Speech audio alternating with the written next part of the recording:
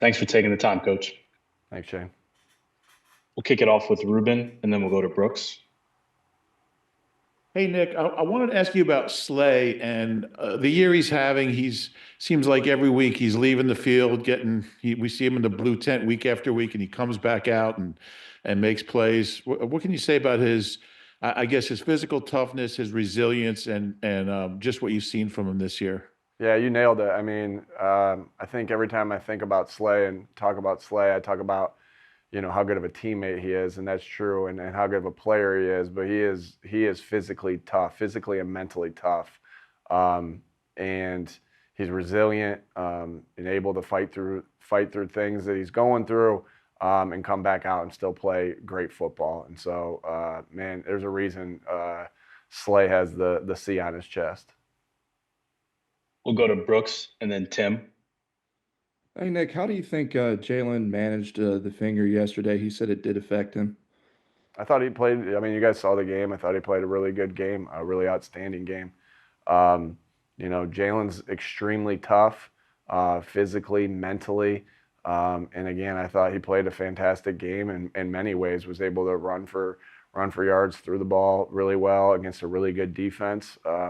Just thought Jalen was in complete control, and just another week of good football from Jalen Hurts. We'll go to Tim and then Dave. Nick, what have you come to learn about AJ Brown's leadership style over the years that you've had him?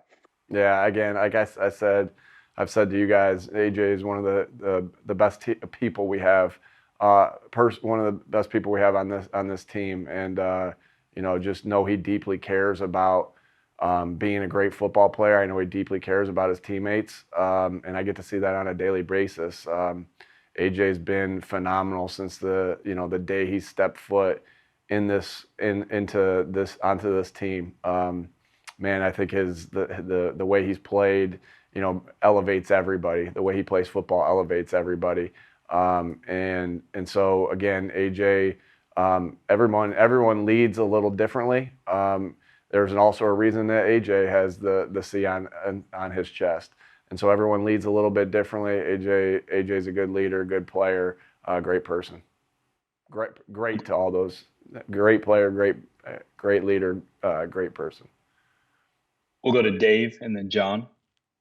Hey Nick, what did you make of Lane Johnson's game yesterday, and how special is it to be able to kind of let one guy deal with TJ Watt one-on-one for most of the game? Yeah, Lane gives you a lot of confidence going into the game because the rushers in the NFL don't come much better than Watt. He's one of the best players in the NFL. Lane's one of the best players in the NFL. So anytime our game gets to see two of the top players at their positions battle, I think it's always special. It's fun to watch.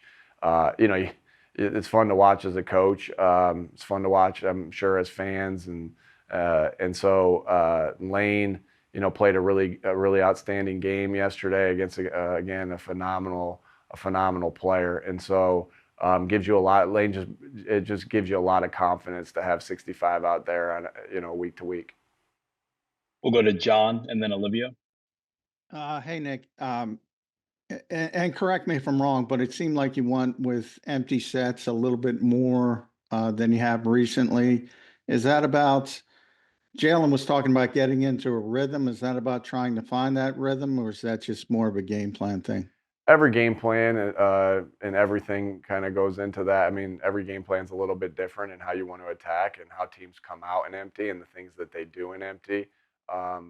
We're able to do multiple things out of empty, whether it's push the ball down the field, get the ball out quick, run the ball. We have a lot of different options that we can do. So it's been a good set for us, a little bit more than we had done in the past yesterday, but that was just the way the game unfolded and things we were doing. And Jalen did a really good job of operating from that empty set we did it the very first play.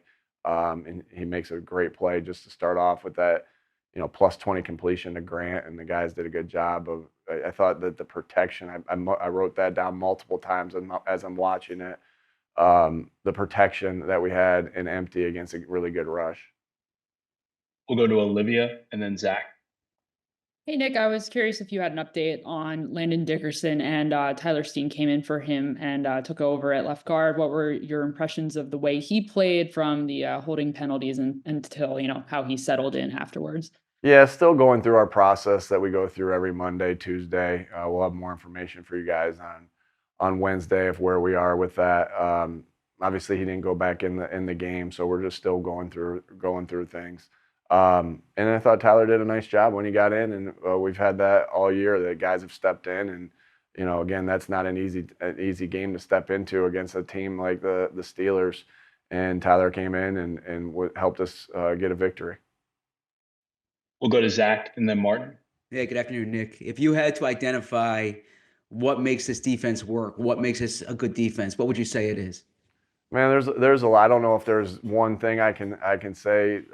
This is the thing, but I think that the players are playing relentless, physical, getting to the football. I always say, hey, teams play good defense when they're on the same page. Teams play good defense when they block, destruct, and tackle well, and teams play good defense when they are relentless in getting 11 guys to the football. I think most definitely we've had that.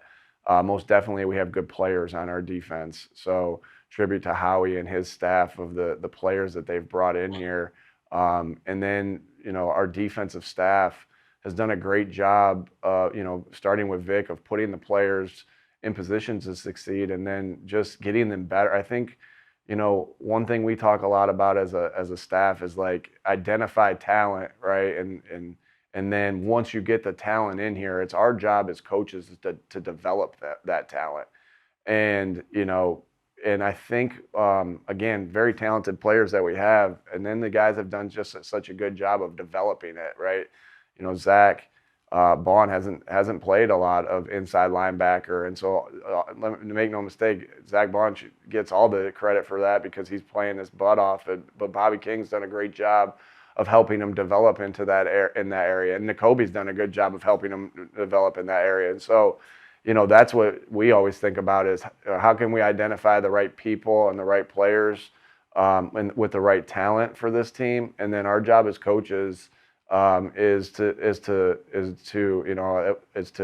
develop them. And that was always a thing at Mount Union that we talk about a lot: recruit, retain, develop, recruit, retain, develop, recruit, retain, develop. Like these things that I heard on a daily basis, I have it etched in my head. And so, the big thing is the develop part is that's where you got to do your job as a coach. And again, I think that all those things have played into that, Zach. We'll go to Martin and then Bo. Hey, Nick. I think you mentioned yesterday about Jalen's passer ratings being over 100, and it's been like that in 8 of the 10 games during your streak. And his rating yesterday was like his 4th best during that stretch. What does that say about the way he's played Sunday and has been playing? And would you go so far as to say this is like his best stretch of his career? Yeah, that's again, I don't think I'm in a state to say, yeah, this is his best stretch or that was his best stretch. Meaning I haven't thought about, the other times he's done that in a little bit. So, but I think it just says how efficient he's been playing quarterback. There's a reason a couple weeks ago I said, Jalen should be up for the MVP discussions. You win 10 games in a row and you touch the ball every down. I get that we haven't thrown for a lot of yards, but he's been so efficient to be able to do the things we're doing. And again, it's not just efficiency like the quarterback rating we talk about, right? But it's not like we're completing 5 yards an attempt, right? It's up there 8+, 8.5+ of our yards per attempt. That's when you're playing efficient football. So, and that's hard to do and take care of the football all the same. And so he's done a great job of taking care. I know they got one yesterday on us, but he's done such a great job of playing quarterback. I can't say enough. Like just things that are kind of unseen too, like the way he's handled situational football. We had the ball for 10 minutes at the end of the game yesterday. Well, that doesn't happen unless the quarterback's managing the huddle, unless the quarterback's getting the guys up to the line of scrimmage at the right time, unless he's breaking the huddle at a certain time and snapping the ball at a certain time. drives don't continue unless you're efficient on third down, which we were.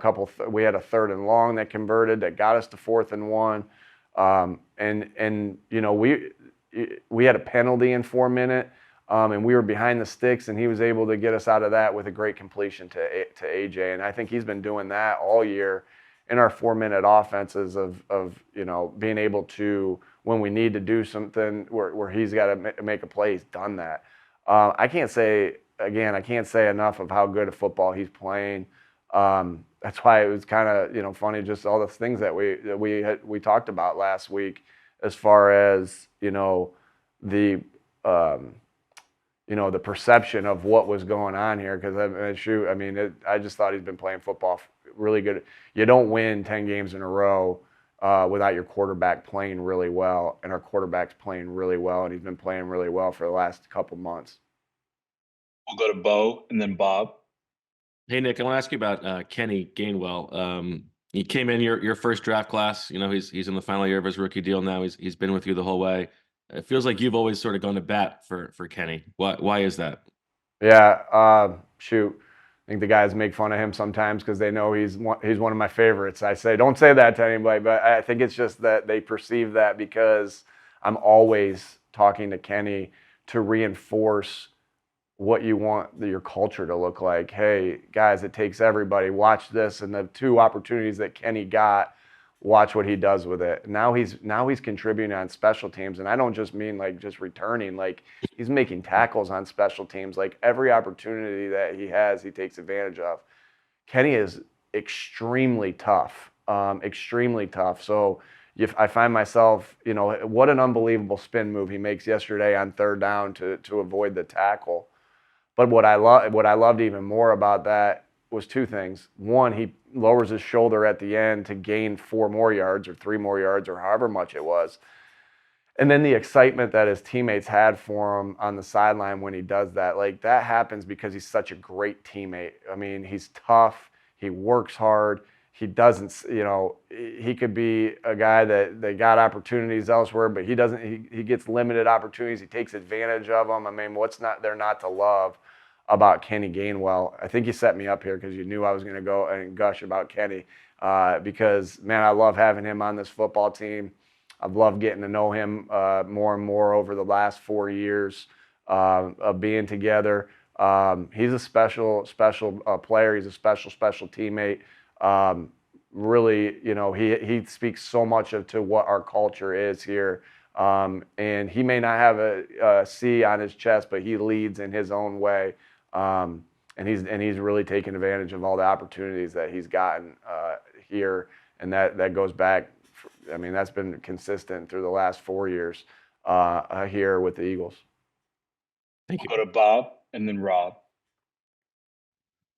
Hey, Nick, how important, you were always caught on camera after the Jalen Carter play on the field, I don't know, talking to Clint about it, but also obviously trying to how important was it for you to get your message across to Jalen? And do you worry at all that he could be suspended for something like that? And just one other part of that, how important is it to relay to him that you can cost us a game by doing stuff like that? Yeah, sure. We correct everything. I was, as Jalen was coming off the field, I was kind of getting after him there.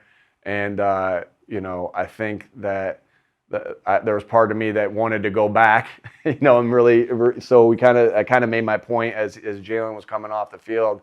And then I went back, and what Clint was saying is like, Coach, I got it. I got it. I've already handled it. And the knowing, and so I had said something to him, Clint had said something to him, and it wasn't, knowing Clint and how he's coached him for the past, half a year that he's been here, I knew he had it. And so then, I kind of went away, and as you can see, Jalen came back over to me, and and we had a moment there after the fact. And so I know how good Jalen Carter wants to be. I know how aggressive he plays, and my message to him always, and all our players are, we want to be aggressive, we want to be physical, we want to do all those things, but we want to do that within the rules. And it's the same thing I say to these guys, you know, when they're celebrating after a big play, because we want to have joy together. We want to show our personalities. I want them to be everything and show who they are within the rules. So it was kind of the same message there, is we got to do the things within the rules, again, because you want them to be physical and you want them to be relentless, but we got to be better, and he knows that, and we'll be better from this moment. We'll finish with Rob here. Hey, Nick, I want to ask you about something you've said to us, and I know you said to the players. You know, you'll say in a team sport like football, you can't be great without the greatness of others. But I want to ask about the others that you've referenced in the past. You know, last week you referenced Steve Kerr and reading about him and culture. I know you've mentioned Coach Dan over in South Jersey. I know some of your assistant coaches will reference things like the last time you played the Commanders, they talked about how you had a wave of turnovers. And, you know, Bobby King was saying, watching surfing clips to kind of emphasize that. It feels like you'll go to any lengths to find information that'll help. Where does that come from? I think just, you know, again, I want our players to continuously try to grow. And so, you know, I want to make sure I'm paving, you know, being a good example of that. And there's so many good coaches out there. Really, at the end of the day, I'll do anything to win, and I'll do anything to help our team win. And so, you know, I have all these coaches, you know, and all these coaches that I'm able to reach out to. Jay Wright, Coach Karras, like I have all these guys I'm able to reach out to and get information from these great coaches around the country. I talked to you guys last year about how I talked to Rick Pitino, like, and so it'd be crazy not to use those guys that are willing to help you, and so, because again, you're just trying to get better and attempts to, you know, continue to rise as the season progresses, and so we'll do that with anything. You know, again, I've never talked to Steve Kerr, but I've watched it. That's something that I like to do, is watch the documentaries on things. I just watched the one documentary the other night on the 30 for 30 with the New York Jets. So like anything you can get your hands on and to get better from, you do. And again, you want to be an example, and I know our players do that as well. They just you know, I just see them work relentlessly and over and over again, just to how they get better. And that's something that's probably been in my DNA from since I've been in high school. Probably is when it's been in my DNA since then. And we got a lot of guys on this football team that it's in their DNA as well. Thanks for the time, Coach. Thank you.